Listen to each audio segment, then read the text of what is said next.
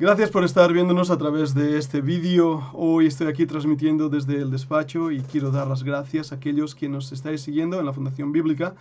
A muchos de ellos que nos han estado enviando preguntas y correos electrónicos sobre el tiempo en que estamos viviendo. Y lo primero que quiero decir es realmente la complejidad de este tiempo, la necesidad de tomar decisiones y la necesidad también de mucha sabiduría en esas decisiones.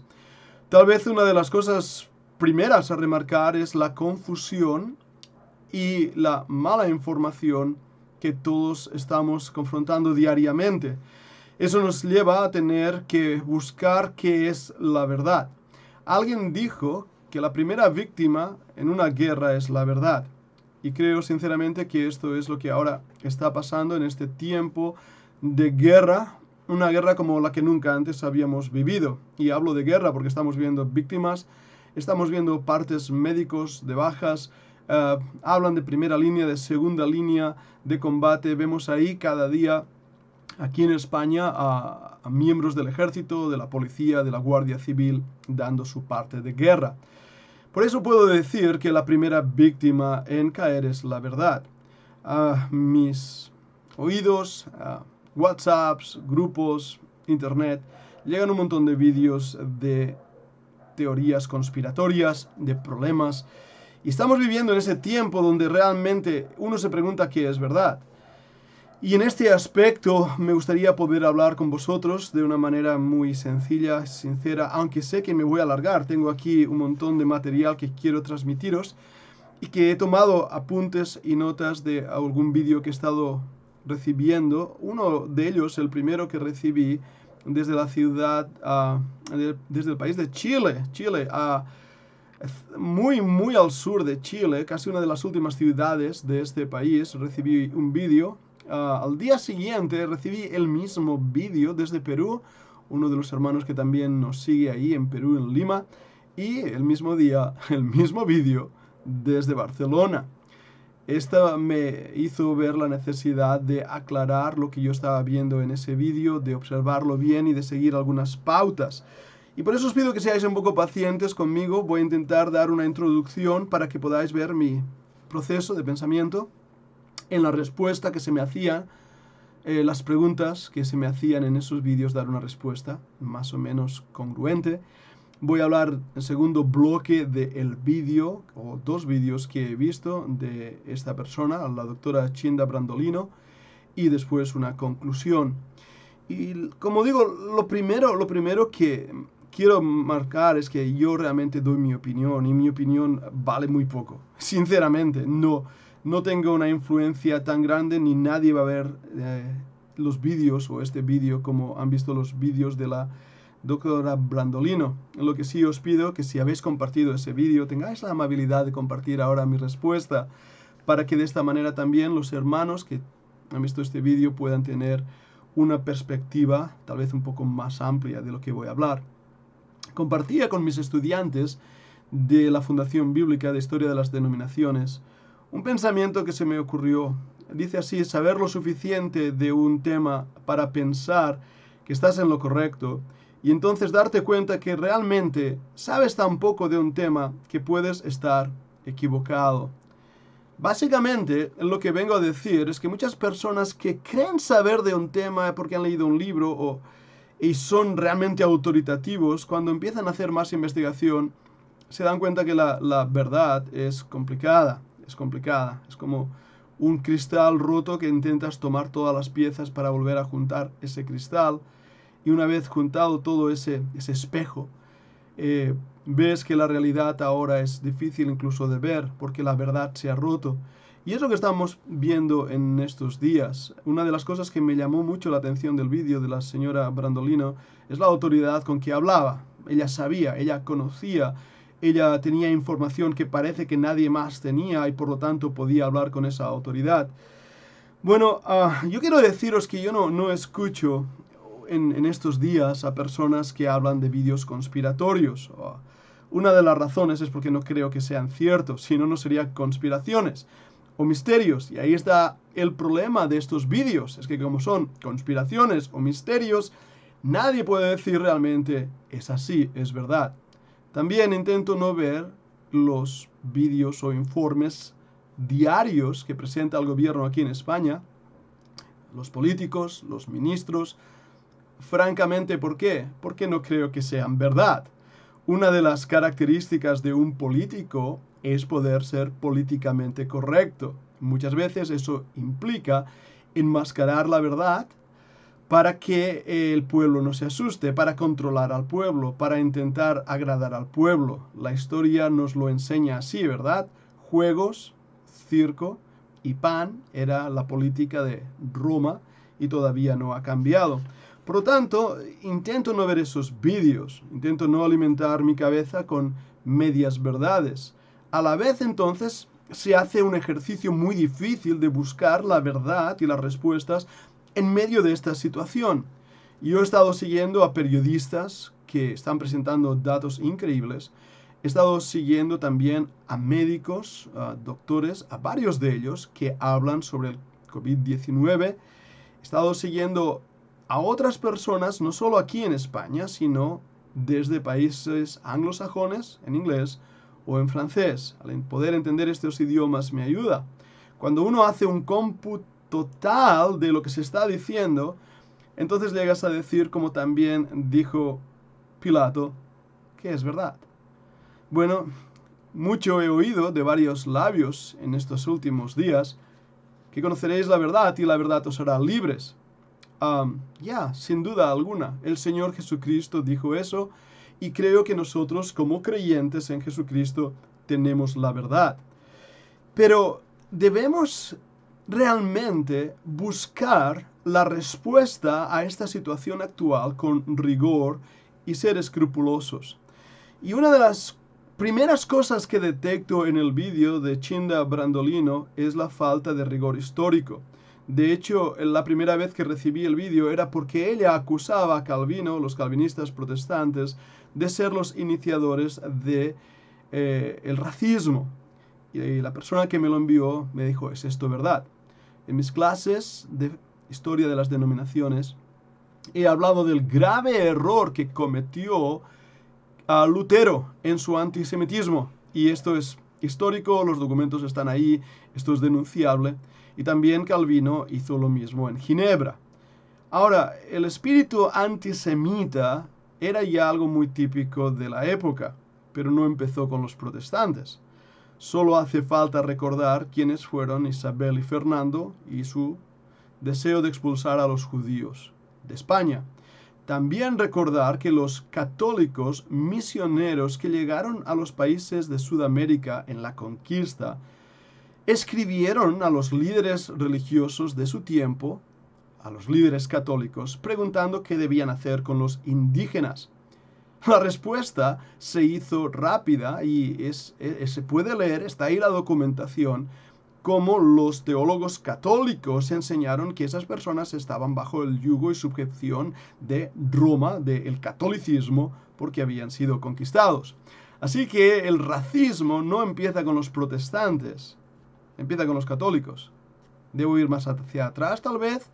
Empieza con el inicio del mundo, el odio entre hermanos, Abel y Caín, como Caín mató a Abel.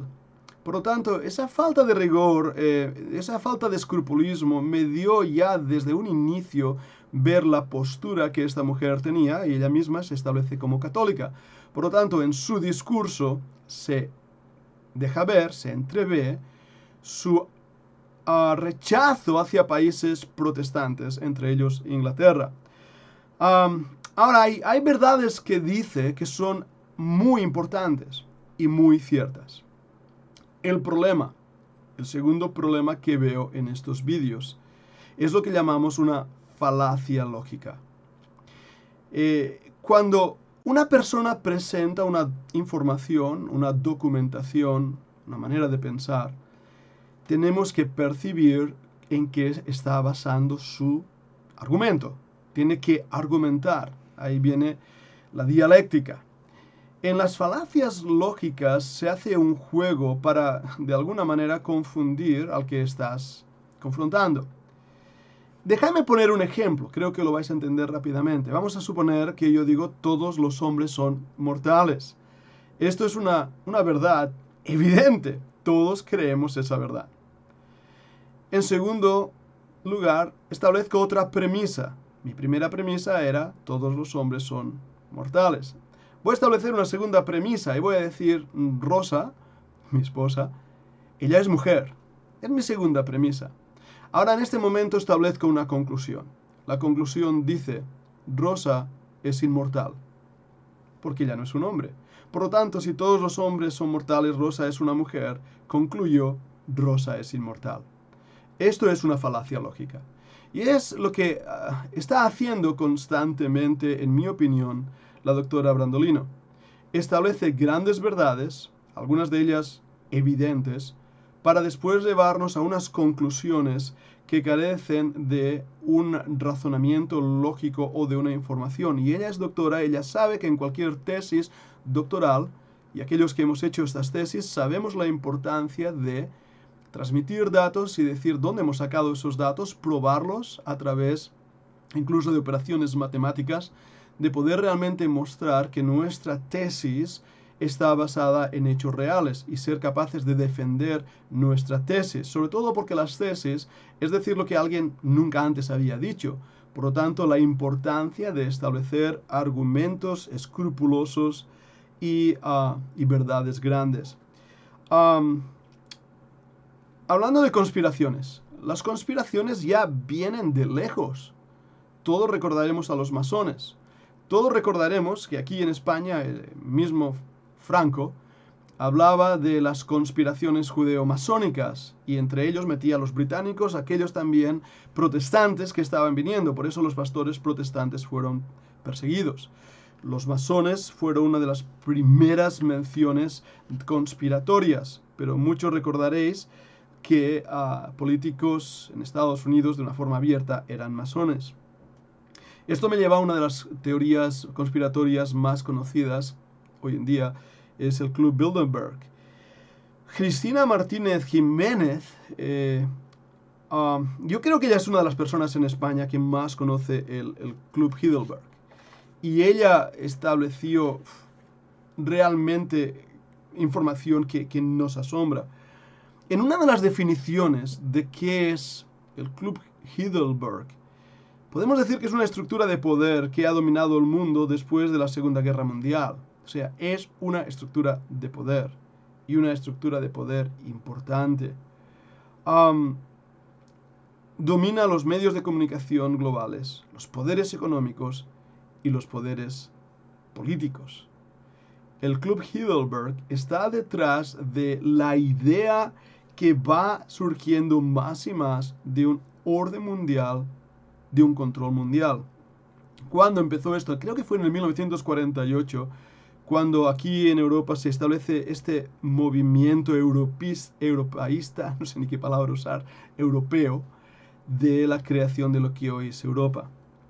En el año 1954, en el Hotel Bilderberg, se reúnen varios líderes políticos con un enfoque principal de organizarse para gobernar.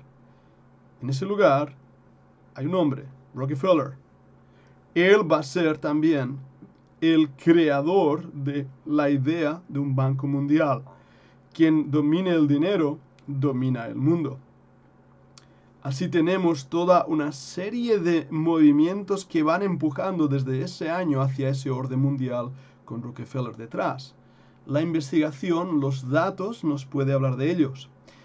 El hombre, en 1973, Lawrence, y perdonad aquí mi mente escapa, el doctor Lawrence establece lo que llamamos etología. La etología es la ciencia del comportamiento y a través de esta ciencia empiezan a ver y a entender cómo pueden controlar la sociedad. Y una de las maneras que se dan cuenta que pueden controlar la sociedad es a través de la ciencia de la comunicación. La comunicación se convierte en ese gran poder. En la ciencia de la comunicación tenemos que ver varios puntos que nos ayudan a entender el conflicto. ¿Quién envía al que comunica? ¿Qué es lo que dice el que comunica? ¿Por qué canal comunica? ¿Y por qué efectos quiere comunicar? Estos principios de la comunicación hacen que pueda el que oye ser controlado por esa información. Hoy estamos viendo una guerra de la comunicación. Es decir, una vez más, vuelvo a mi introducción. ¿Quién está diciendo la verdad? El clan Heidelberg ha descubierto que los mensajes que se están mandando hoy en día, la gente ya no los cree. Ese es el problema. Tanta información nos ha saturado, nos hace preguntarnos quién dice la verdad. Resultado, nadie. Por lo tanto, la gente ya no cree la verdad. Las fake news, frase famosa del presidente Trump, han tomado un lugar donde la verdad es llamada fake y la mentira es llamada verdad. Y al revés. La confusión es enorme, ¿verdad que sí? El señor Rockefeller establece una gran énfasis, una gran prioridad en controlar el dinero. Todos los que hemos estudiado conspiraciones del pasado y los movimientos del Club Heidelberg, la primera vez que yo oí de este movimiento es ya, creo que era unos 15 años de ello, cuando leí varios libros que hablaban del Club Heidelberg. Te das cuenta que es el resultado que ya el filósofo cristiano Francis Schaeffer, había hablado del decaimiento de nuestra cultura a través de la destrucción de los conceptos más básicos como el arte, la música, la destrucción de lo que era 100% verdad. Se estableció una síntesis de la verdad y el error. Schaeffer hablaba de estas cosas y os aconsejo que podáis leer sus libros para poder ver una fotografía real de la sociedad de nuestros días. Rockefeller, y esto es un dato que me ha llamado mucho la atención, estableció el Museo de Arte de Nueva York, MoMA. Yo he estado ahí, visitamos el Museo de Nueva York y realmente lo que él llamó arte es una risa, pero estaban dispuestos a pagar por ese arte.